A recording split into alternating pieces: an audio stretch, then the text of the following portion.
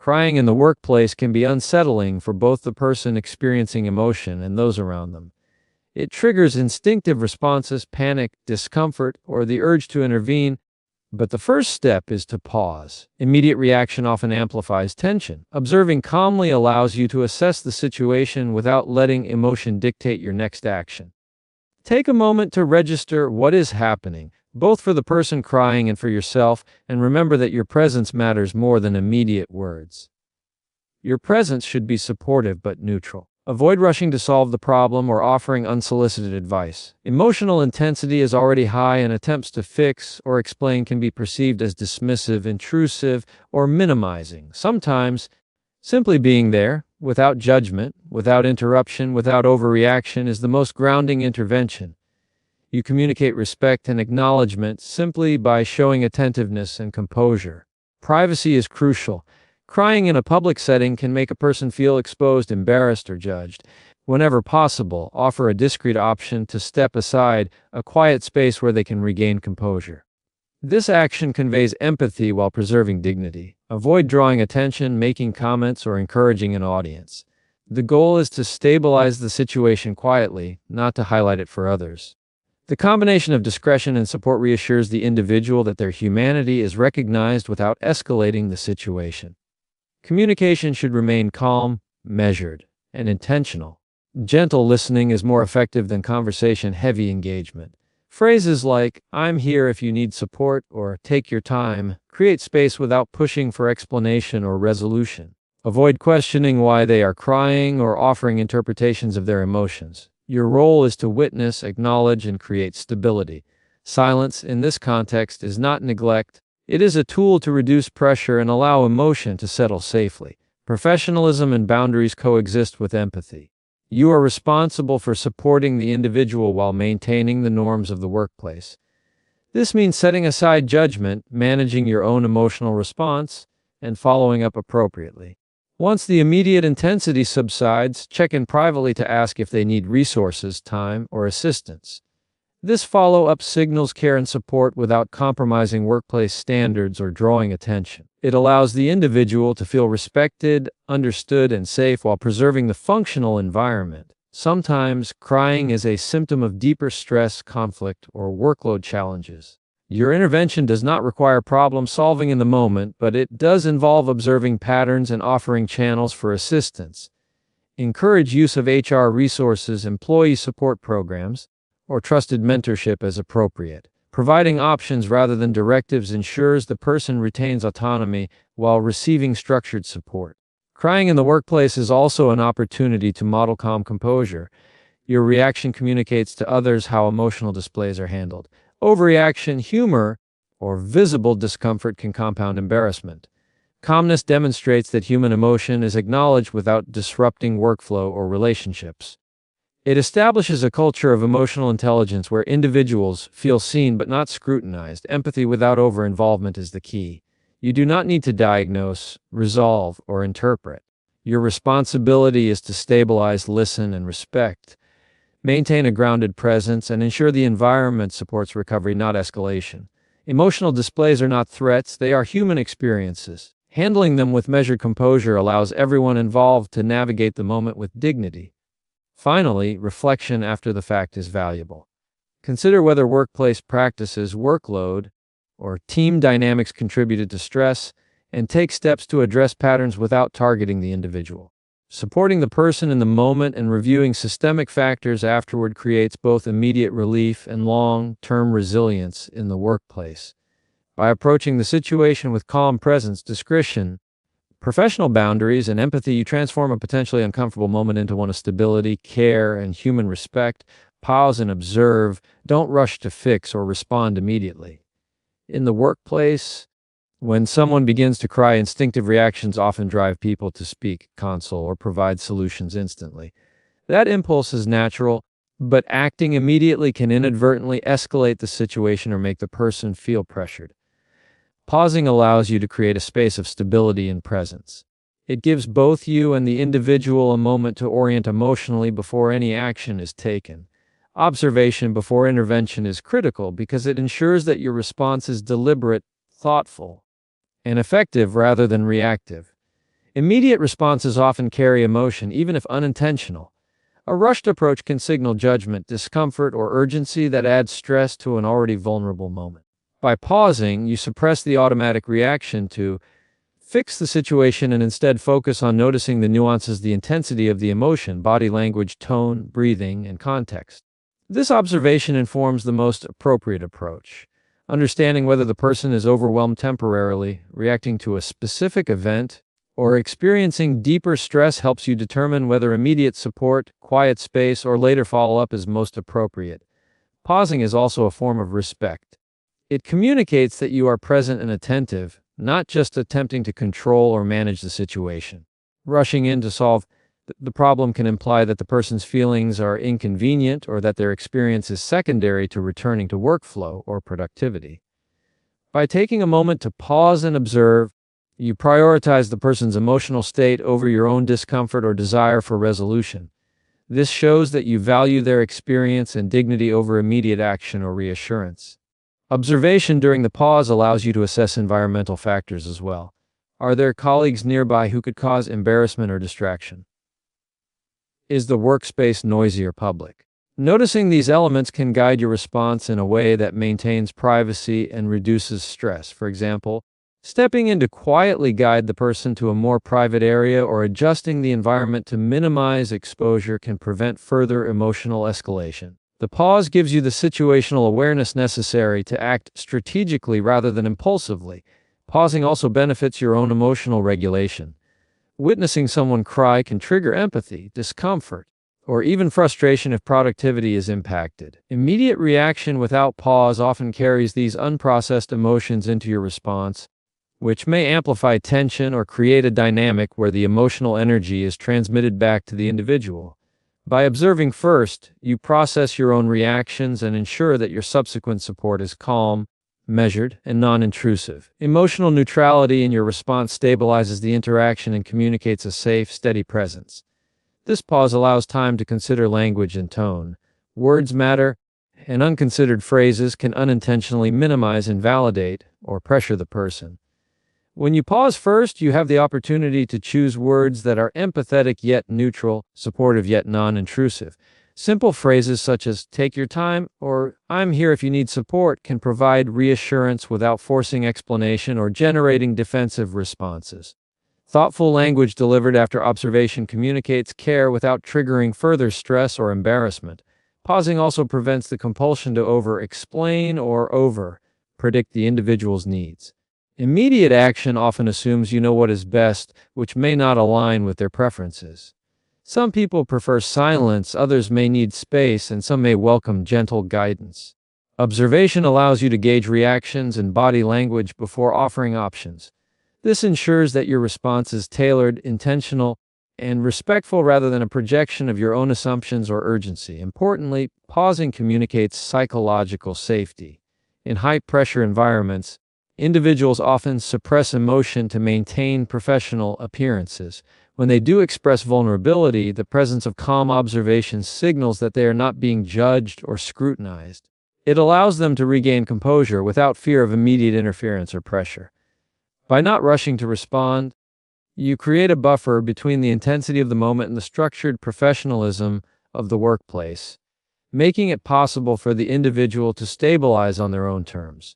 Pausing also provides time to decide on appropriate next steps. Should you offer a private space, provide a tissue, or simply remain present without speaking? Should follow-up happen immediately or after the individual has had time to compose themselves? Rushing this decision can result in actions that feel intrusive or performative. Observing first ensures that the response aligns with the person's needs, preserves dignity, and maintains the integrity of the work environment. Finally, pausing before responding models compose behavior for the workplace. Observers learn that emotional moments can be handled with restraint, awareness, and empathy. This creates a culture where emotional intelligence is valued and people feel safer expressing vulnerability when needed. The pause is not passive, it is strategic, intentional, and foundational to all subsequent steps in supporting the individual appropriately. By pausing and observing first, you establish a framework for effective, humane, and professional response that balances care for the individual with the norms and expectations of the workplace. Offering a neutral, supportive presence rather than judgment is one of the most effective ways to respond when someone cries in the workplace. Emotional displays in professional settings can trigger instinctive reactions, discomfort, embarrassment, impatience, or even a desire to correct, explain, or solve the problem. These reactions, while natural, can unintentionally escalate the situation or make the person feel more exposed. Neutrality in your presence communicates that you are grounded, attentive, and non-judgmental, providing a safe space for the person to experience and process their emotions without pressure. It allows the individual to regain composure on their own terms while ensuring that you are present in a way that is stabilizing rather than intrusive. Neutral presence requires conscious self-regulation. Your facial expressions, tone, and body language convey as much as your words. A neutral stance is calm, open, and non-threatening. It avoids expressions of shock, impatience, or disbelief. By maintaining a steady, composed posture, you communicate that the person's emotions are acknowledged and accepted rather than evaluated. This nonverbal support reassures the individual that their emotional response does not reflect failure, weakness, or unprofessionalism. It also prevents your own reactions from unintentionally feeding into the intensity of the moment, which could exacerbate stress or embarrassment. Supportive presence does not require solving the issue. Many people feel compelled to offer advice, explanations, or reassurances when faced with emotional displays. While these impulses come from empathy, they can undermine the individual's sense of agency or signal that their emotions are a problem to be fixed. Neutral support instead focuses on simply being there. It can take the form of listening, maintaining calm eye contact, offering a tissue, or providing a quiet space. The emphasis is on observing and responding to cues rather than imposing interpretation or action. By doing so, you reinforce the idea that emotional expression is human and acceptable while keeping the environment stable. Neutrality is also protective for the individual. Workplace environments often carry social pressures and expectations around emotional control. Crying can leave people feeling vulnerable, exposed, or worried about judgment. A neutral, supportive presence validates their experience without magnifying discomfort. It signals that they are seen and respected without being scrutinized. This approach reduces feelings of shame and anxiety, allowing the person to regain composure with dignity. It also prevents unnecessary escalation, as emotionally charged responses from observers can inadvertently intensify the emotional display. Language plays a critical role in offering neutral, supportive presence. Words should be calm, concise, and free from evaluative statements. Phrases such as, "I'm here if you need support," or "take your time," provide acknowledgement without judgment or pressure. Avoid saying things like, "You shouldn't feel this way," or "this isn't professional," as such statements carry implicit criticism and can intensify distress. Neutral language communicates that the situation is being witnessed and respected rather than corrected, allowing the individual to process emotions without fear of condemnation or scrutiny. Being neutral does not mean being distant or disengaged. Presence is active. It requires paying attention to cues, maintaining appropriate eye contact, and responding subtly when appropriate, such as a gentle nod or a reassuring gesture. This type of presence demonstrates care without entering the emotional field in a way that could create dependency, trigger defensiveness, or draw attention to the display. It balances empathy with professionalism, ensuring that the individual feels supported while the broader workplace environment remains stable. Neutral support also sets the tone for how others observe and respond. When colleagues witness composed, non-judgmental behavior, it models emotional intelligence and professionalism. It teaches that emotional expression can be acknowledged without embarrassment, gossip, or escalation. This modeling is especially important in organizational cultures where emotional suppression is common. By maintaining neutrality, you contribute to a workplace environment in which employees feel safe expressing vulnerability when necessary without fear of judgment or ridicule. Another benefit of offering neutral, supportive presence is that it allows the individual to retain agency over their emotional response. When people cry, they often need space to self-regulate. Interjecting, questioning, or attempting to fix the situation can interfere with their process and create pressure to conform or explain. Neutral support provides room for self-regulation. It communicates that you are present and available without creating additional obligations or expectations. The person is free to recover at their own pace, which reduces stress and facilitates emotional stabilization. Neutral presence is particularly important when the reasons for crying are not immediately apparent. Jumping to conclusions or offering unsolicited advice can inadvertently misinterpret the situation, increasing vulnerability or embarrassment. By observing, listening, and maintaining a calm, neutral stance, you avoid assumptions and allow the person to guide the interaction as they feel comfortable. This approach respects individual boundaries while maintaining your role as a steady, supportive observer. Finally, offering neutral, supportive presence strengthens trust and fosters a culture of respect. Individuals are more likely to feel safe expressing emotions when they know their experiences will be acknowledged without judgment. Your presence communicates reliability, composure, and empathy, creating an environment in which emotional moments are handled thoughtfully and professionally. Over time, this behavior not only supports immediate needs but also reinforces long-term psychological safety and resilience within the workplace, demonstrating that empathy and professionalism can coexist seamlessly. Respecting privacy and avoiding unnecessary attention is crucial when someone cries in the workplace because emotional vulnerability in a professional setting can feel exposed, embarrassing, or even threatening to the person experiencing it. Many instinctively respond by drawing attention, asking questions in front of others, or attempting to manage the situation publicly. But these reactions often amplify discomfort rather than alleviate it. Respecting privacy begins with understanding that the emotional display belongs to the individual experiencing it, and it is not an invitation for spectacle or unsolicited intervention. By prioritizing discretion and minimizing attention, you create a safe space where the person can regain composure without fear of judgment or scrutiny. Maintaining privacy starts with situational awareness. Observing the surroundings allows you to gauge who is present, what might be overheard, and how public the incident is. A crowded workspace, an open office, or a meeting in progress can intensify feelings of exposure. By quietly assessing these factors, you can take appropriate steps to reduce visibility. This might involve gently guiding the person to a private area, turning away from bystanders, or subtly signaling colleagues to maintain distance. The goal is not to isolate but to protect dignity and allow the emotional response to occur without external pressure or amplification.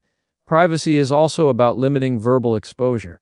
Public questioning, speculation, or commentary can be humiliating. Asking, "Why are you crying?" or offering unsolicited explanations can make the individual feel scrutinized or judged. Even well-intentioned inquiries can inadvertently highlight vulnerability and create social stress. Instead, focus on minimal, supportive communication. Simple statements like "take your time" or "I'm here if you need support" convey acknowledgement without drawing attention to the cause or nature of the emotion. Neutrality in language protects privacy while still providing reassurance. Nonverbal cues play a major role in preserving privacy. Maintaining calm body language, avoiding exaggerated facial expressions, and limiting gestures that signal alarm or surprise help prevent drawing focus. When others see visible signs of shock or concern, the emotional moment can become magnified, creating an unintended audience. By remaining composed and unobtrusive, you minimize external stimulation and allow the person to process their emotions in a contained, respectful environment. Your behavior communicates acceptance and presence without making the display public or performative. Timing also matters in respecting privacy. Immediate reactions can unintentionally create attention, especially if colleagues or supervisors are nearby. Pausing briefly before engaging ensures that your actions are deliberate rather than reactive. During this pause, you can assess whether it is appropriate to offer support in the moment or to wait for a quieter moment. This thoughtful approach ensures that your intervention does not inadvertently spotlight the person's vulnerability, preserving their dignity while still providing care. Protecting privacy also involves managing the environment beyond the immediate moment. For example, if the crying occurs during a meeting, discreetly offering a private space afterwards or arranging a brief break allows the person to regain composure without further exposure. Avoid discussing the incident openly with colleagues, even in neutral or supportive tones.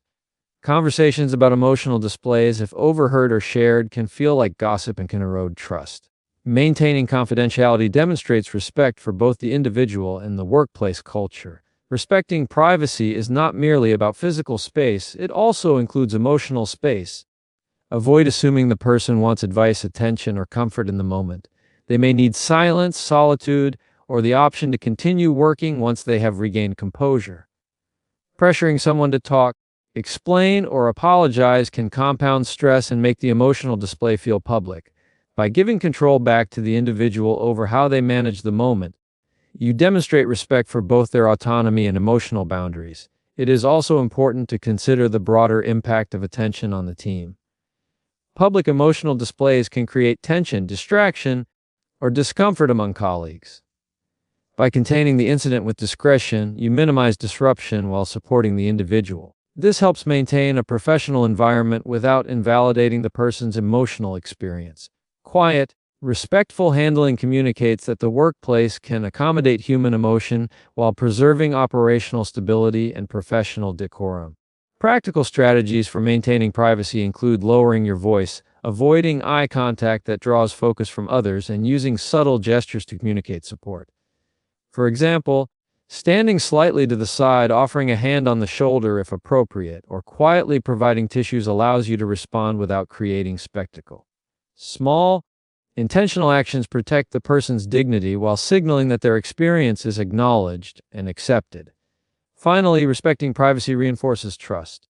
When individuals feel confident that emotional moments will not be exposed, judged, or exploited, they are more likely to approach challenging situations with authenticity.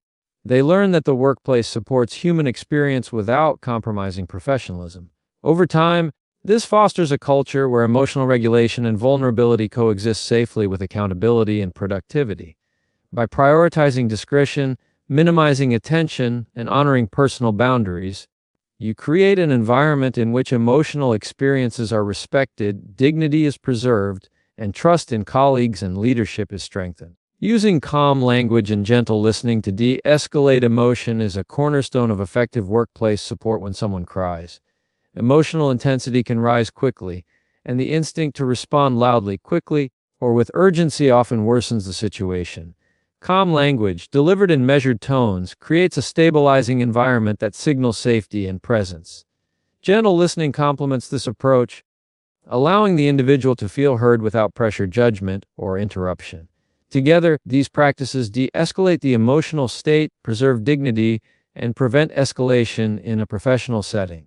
Calm language is intentional and measured. It avoids abrupt, reactive, or judgmental statements that could be interpreted as criticism or invalidation.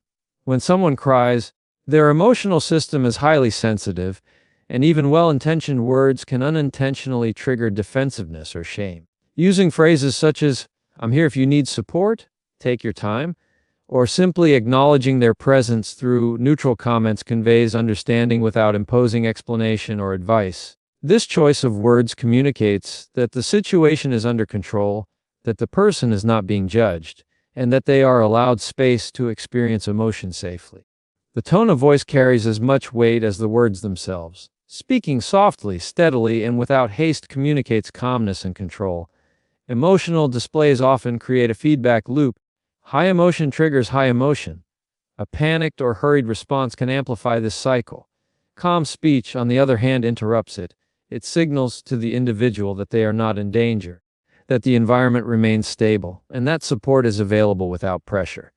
The auditory cue of a composed voice serves as a grounding force, helping the person regulate their own physiological and emotional response. Gentle listening requires active engagement without interruption or judgment. It is not a passive stance. It is a conscious effort to attend fully to the individual's presence and cues. Eye contact, nods, and subtle gestures indicate that attention is given without demanding explanation. Allowing silence, when appropriate, communicates that the individual does not need to justify, rationalize, or speed through their emotions. This non-intrusive attentiveness fosters trust and reassurance, letting the person know that their feelings are acknowledged and valid without requiring immediate problem solving. Active listening also includes observing nonverbal cues.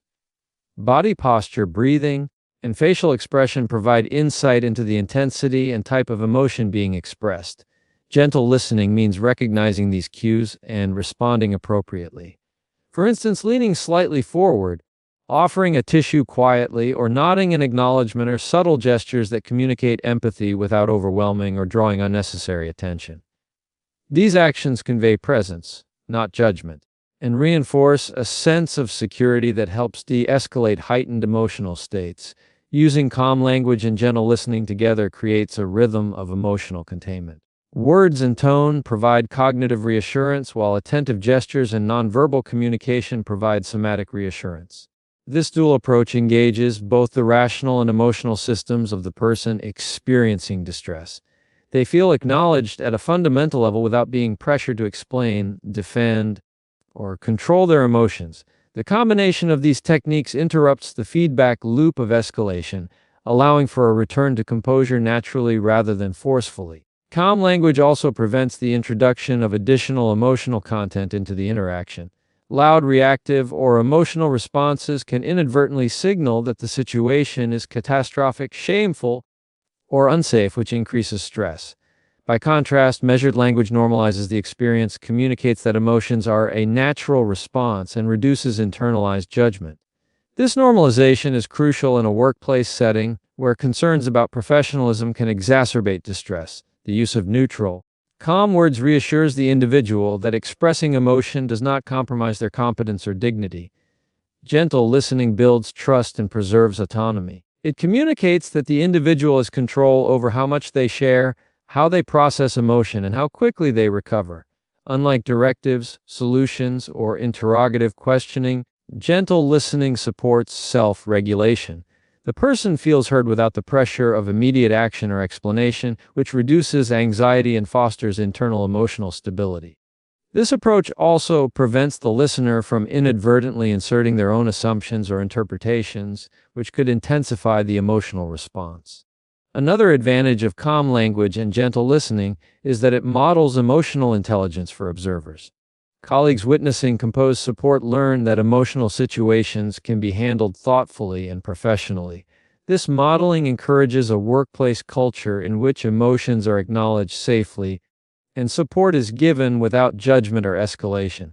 Calm, attentive presence becomes a template for how the team responds to vulnerability, creating an environment where psychological safety and professionalism coexist. Finally, this approach allows for strategic follow-up. While immediate de-escalation is achieved through calm speech and attentive listening, subsequent support can be planned once the individual has regained composure. Offering resources, follow-up conversations, or private check-ins can occur in a manner that reinforces care without creating public scrutiny. Calm language and gentle listening in the moment create the conditions for meaningful, effective support later, ensuring that the individual feels respected, heard, and safe both immediately and over time. By grounding responses in measured words and attentive presence, emotional intensity is reduced, dignity is maintained, and the workplace environment remains composed and professional. Maintaining professionalism while providing appropriate follow-up is essential when responding to someone who cries in the workplace, because it balances empathy with accountability and ensures that the individual receives support without compromising the integrity of the work environment. Professionalism requires managing your own emotions, keeping the focus on appropriate workplace behavior, and preventing the situation from disrupting colleagues or operations. It does not mean ignoring the emotional experience or minimizing its impact. Rather, it emphasizes a structured, thoughtful approach that respects both the individual and the professional context. By combining composure, clear boundaries, and timely follow-up, you create an environment where emotional expression is handled with dignity while maintaining operational and interpersonal standards. The first element of professionalism is composure in the moment. Witnessing emotional vulnerability can trigger discomfort, uncertainty, or the impulse to overreact. Reacting with visible panic, impatience, or excessive consolation can draw attention, create confusion, and potentially exacerbate the emotional intensity. Professionalism begins with regulating your own response, taking a moment to pause, breathe, and assess the situation before acting. This allows you to respond deliberately, choosing actions and language that are supportive without escalating emotion or drawing undue attention. A calm and measured presence communicates competence, reassurance, and stability, which in turn helps the individual feel safer and more contained in their experience. Appropriate follow-up is an essential component of professionalism because it demonstrates care without violating boundaries or creating unnecessary exposure. Immediate intervention in the moment may stabilize the person, but it does not address longer-term needs, questions, or stressors that may have contributed to the emotional response. Follow-up should be private, respectful, and aligned with the individual's comfort. This may involve checking in later, offering resources such as employee support programs, or providing options for temporary adjustments in workload or environment. The key is that follow-up is intentional, thoughtful, and framed in a way that respects both the person and the workplace, rather than appearing intrusive or performative. Professionalism also involves maintaining confidentiality. Discussions about the emotional incident should be limited to relevant parties only and handled discreetly. Sharing details with colleagues, even with good intentions, can feel like gossip and compromise trust. By keeping conversations private, you protect the individual's dignity and model ethical behavior in the workplace. Confidential follow-up reinforces the message that emotional experiences are taken seriously but are not fodder for judgment or public commentary, strengthening both the individual's sense of security and the overall professional culture. Another aspect of professional follow-up is setting boundaries and expectations for continued workplace engagement. While empathy is essential, it is also important to ensure that emotional responses do not inadvertently disrupt team dynamics or workflow. Professionalism involves balancing support with accountability, reinforcing that the individual's contributions and responsibilities continue to matter even as their emotional needs are acknowledged. This can be achieved through gentle guidance, collaborative problem solving, or planning adjustments in a way that honors both productivity and psychological well-being. Boundaries communicated with care convey stability and demonstrate that emotional expression can coexist with professional expectations. Follow-up also provides an opportunity to offer structured resources and solutions without imposing them. For example, referring the individual to counseling services, employee assistance programs, or mentoring support ensures that they have options for ongoing support without creating pressure or dependency. Offering these resources calmly and objectively communicates concern while maintaining professional distance. This structured approach prevents emotional engagement from becoming entangled with personal judgment or subjective opinions, creating a clear pathway for constructive support.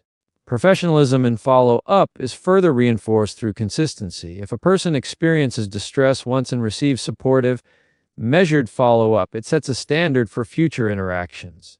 Consistency demonstrates reliability, trustworthiness, and fairness both to the individual and to the wider team. When employees observe that emotional challenges are handled with competence and discretion, it fosters confidence in leadership and establishes a culture in which emotional experiences can be acknowledged safely without fear of judgment or disruption. Tone and communication style are critical in follow-up. Calm, neutral language that prioritizes understanding and support over judgment, blame, or speculation maintains the professional standard. Avoid phrases that could be interpreted as criticism, admonishment, or personal evaluation. Instead, focus on statements that emphasize care, availability, and respect for boundaries. For instance, saying, "I wanted to check in to see if you have what you need to feel supported," communicates empathy while preserving autonomy and professionalism. It signals concern without creating additional emotional or social pressure. Timing is also important in professional follow-up. Immediate responses may not always be appropriate, especially if the individual is still processing emotions or if the surrounding environment is busy or public. Waiting for a private moment, ideally in a low-stress setting, ensures that the follow-up conversation is both respectful and effective.